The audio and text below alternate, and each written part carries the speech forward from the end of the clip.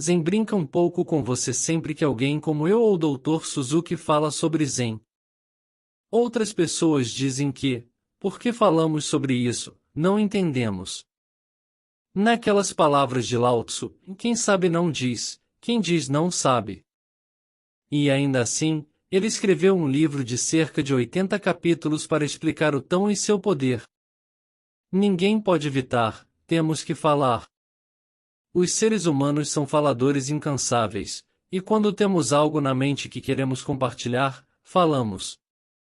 A poesia, no entanto, é a grande linguagem porque é a arte de dizer o indizível. Todo poeta sabe disso. Tentamos descrever o indescritível e, ao mesmo tempo, nada é realmente descritível. Seja uma experiência mística inefável em um extremo, ou um simples prego enferrujado no outro, nada pode ser completamente descrito. Como dizia o famoso Conde Serling, o que quer que você diga que algo é, não é. Desta forma, nada pode realmente ser descrito, e ainda assim, todos sabemos exatamente o que queremos dizer quando falamos. Se você compartilhou uma experiência com alguém, claro que pode falar sobre isso. Todos nós podemos falar sobre fogo, ar, água e madeira porque sabemos o que são e não há mistério. Da mesma maneira, quando se trata de discutir algo tão esotérico quanto o Zen, isso pode ser discutido. As pessoas do Zen brincam umas com as outras. Lembro-me de quando conheci Paul Reps pela primeira vez, o autor do encantador livro Zen Flash, Zen Bones, e ele me disse, bem, você escreveu bastante. Vários livros depois, você deve pensar que é bem sofisticado. Eu disse, e não disse uma palavra. Isso é simplesmente um jogo de Zen, onde as pessoas se conhecem instintivamente. Há um poema que diz, quando dois mestres se encontram na estrada, não precisam de introdução, ladrões se reconhecem instantaneamente. Agora, tendo desabafado isso, se eu fosse dar uma palestra verdadeiramente educativa sobre Zen, reuniríamos todos aqui, sentaríamos em silêncio por 5 minutos e depois iríamos embora. De certa forma, isso seria uma exposição muito mais direta do que o que estou prestes a fazer, que é falar sobre o assunto. No entanto, tenho a sensação de que vocês se sentiriam desapontados e um pouco enganados se eu simplesmente deixasse um silêncio de 5 minutos. A palavra Zen é a forma japonesa de pronunciar a palavra chinesa Shan, que por sua vez é a forma chinesa de pronunciar a palavra sânscrita Dhyana. Dhyana é uma palavra muito difícil de traduzir para o inglês, se não impossível. Tem sido chamada de meditação, mas meditação em inglês geralmente significa sentar-se quieto e pensar em algo, o que não é o Zen. Contemplação pode se aproximar um pouco mais, se usada num sentido técnico, como é utilizada entre os místicos católicos, talvez algo um pouco parecido com o Zen. No entanto, contemplação, como normalmente usamos a palavra, tem um sentido de inatividade, de não fazer nada, de estar completamente imóvel. O Zen é algo altamente ativo, ao contrário da passividade. Portanto, não temos uma palavra em inglês que traduza corretamente jhana, shan ou Zen.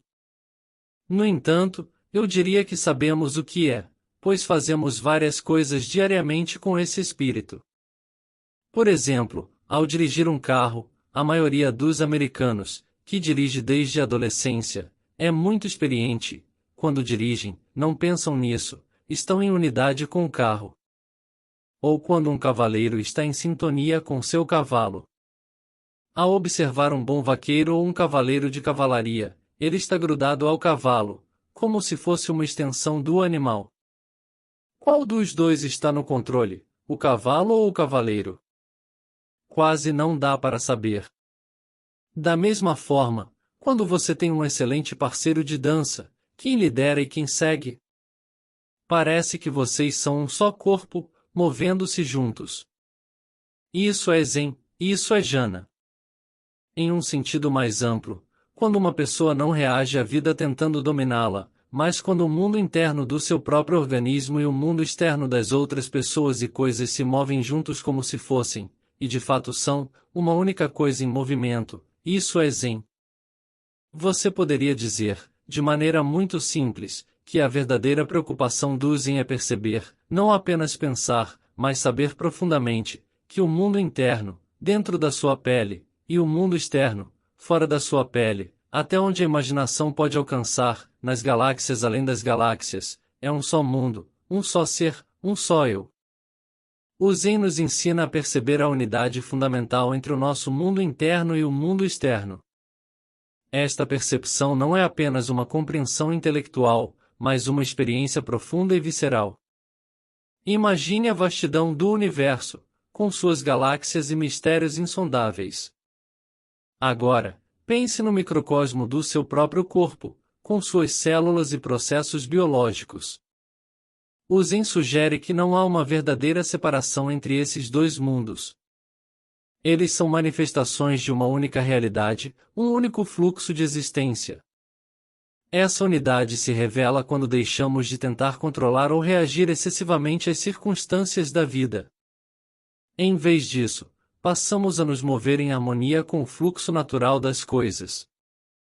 Quando estamos totalmente presentes, sem distrações, experimentamos momentos de conexão profunda, onde eu e o outro se dissolvem em uma experiência de ser uno com tudo. Por exemplo, ao tocar um instrumento musical, um músico experiente não pensa conscientemente em cada nota ou movimento. Ele se torna um com o instrumento, e a música flui através dele de maneira natural e espontânea. Da mesma forma, um artista ao pintar ou um escritor ao escrever pode sentir que não há distinção entre ele e a obra, a criatividade surge sem esforço consciente. No contexto do Zen, essa unidade é a base para a paz interior e a sabedoria. Quando reconhecemos que o nosso mundo interno e externo são uma única realidade, percebemos que as fronteiras e divisões que criamos são ilusórias. Essa percepção nos liberta do medo e da ansiedade, permitindo-nos viver de maneira mais autêntica e plena. Essa compreensão profunda também nos leva a uma maior compaixão e empatia pelos outros. Quando vemos que não estamos separados, mas sim interconectados com todos os seres, sentimos naturalmente um desejo de cuidar e proteger essa interconexão. A prática do Zen, portanto, não é apenas uma jornada pessoal, mas também uma prática de harmonização com o mundo ao nosso redor, promovendo um senso de unidade e paz global. Em resumo, o Zen nos convida a transcender a dualidade entre o eu e o outro, reconhecendo que tudo faz parte de um único todo. Essa realização nos traz uma profunda paz interior e nos permite viver em harmonia com o universo, experimentando a vida como uma dança contínua de interconexão e unidade. Quando você percebe que você é isso, então você elimina completamente todos os problemas que surgem ao se sentir um estranho no mundo, como se estivesse em um domínio hostil e alienígena de natureza ou pessoas que não são você.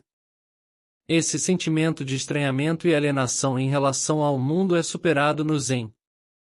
Os praticantes do Zen, à medida que você os conhece e observa seu estilo de personalidade, estão à vontade em uma cultura que não está à vontade, uma cultura cronicamente preocupada com o protocolo e se tudo está correto. É uma cultura terrivelmente autoconsciente, onde todos estão sempre se observando e, portanto, tendo dúvidas sobre tudo. A disciplina do Zen é permitir que você haja sem se observar, sem autoconsciência. Mas os japoneses têm tanto medo disso quanto nós.